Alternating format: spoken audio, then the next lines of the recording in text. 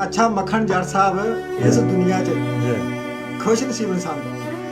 मक्खन जट जी पंजाब दा कल्चर लैके हाज़र आ तो खुश नसीबी दा तलक ना ते दौलत ना वा ना जायदाद ना वा ना जगीर ना वा ना देस ना वा ना परदेस ना वा। असल च खुश नसीब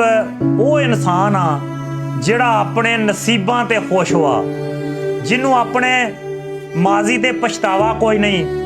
ते मुस्तकबल दा खदशात कोई नहीं ते हाल ते जिहड़ा मुतमिन आ। असल च वो बंदा खुश नसीब आ जिहड़ा अपने नसीबां ते खुश हुआ।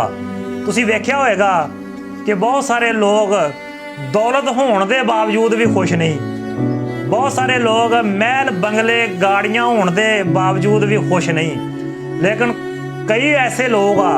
जिहड़े रड़े जमीन ते बैठे आ पर खुश हुआ। उन्हां दे कोल बहुत सारा मालो